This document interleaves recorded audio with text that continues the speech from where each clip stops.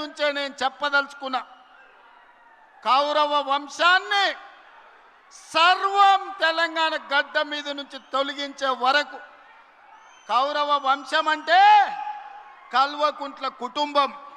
ఈ కల్వకుంట్ల కుటుంబాన్ని తెలంగాణ గడ్డ మీద రాజకీయ ముఖ చిత్రం నుంచి పాతాళానికి తొక్కే వరకు కాంగ్రెస్ పార్టీ కార్యకర్తలు విశ్రమించరు, ఒక్క క్షణము రెస్ట్ తీసుకోరు అని నేను మాట ఇస్తున్నా. మీడియా మిత్రులారా, ఈనాడు కేంద్రంలో జరుగుతున్న రాజకీయ పరిణామాలు మనం చూస్తున్నాం. నరేంద్ర మోడీ, అమిత్ షా గారు మమతా బెనర్జీ పార్టీని చీల్చడం, ఆ పార్టీని చీల్చడం, ఇతర పార్టీలను లొంగదీసుకోవడం, వాళ్ళు అనుకున్న సీట్లు పెంచాలన్న బిల్లును రాబోయే పార్లమెంటులో ఎట్లయినా సరే బెదిరించైనా అదిరించైనా లొంగ తీసుకొనైనా బిల్లు ఆమోదింపు చేసుకోవడానికి సర్వశక్తులు ఒడ్డుతున్నారు. ఈ పాపంలో వాళ్ళు విజయం సాధించడానికి అవకాశం ఉంది.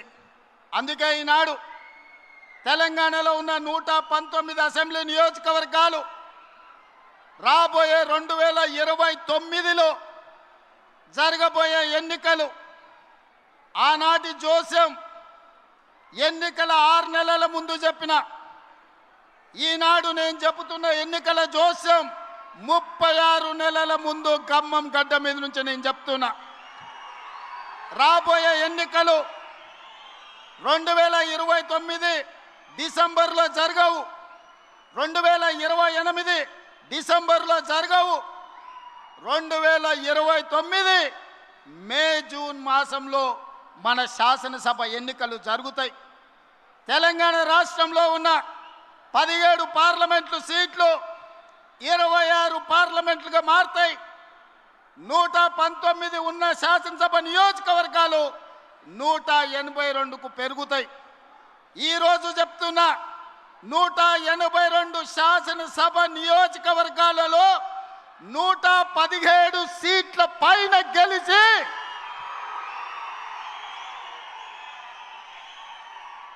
117 మీడియా మిత్రులారా రాసుకోండి.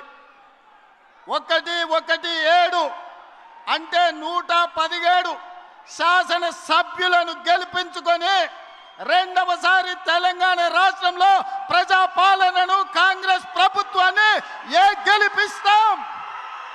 రాముడు మీద, భద్రాచలం రాముడు మీద ఆనా. ఇది ఖమ్మం కాంగ్రెస్ కార్యకర్తల మాట. కాసుకో చంద్రశేఖర్ రావు, నువ్వు, నీ కొడుకు, నీ అల్లుడు, నీ బిడ్డ, నీ చుట్టాలు, నీ భజన పరులు, నీ ఒప్పందాలు, నీ దొంగ సర్వేలు చేసే దొంగ ఏజెన్సీలతో సహా గుర్తుపెట్టుకోండి. ఈ తారీఖు జూలై 10, 2026 నాడు మాట చెప్తున్నా. ఈ మాట కోసం రోజుకు 18 గంటలు పనిచేస్తాం మేమందరం, మా మిత్రులందరూ. Subscribe us and press the bell icon for more interesting updates.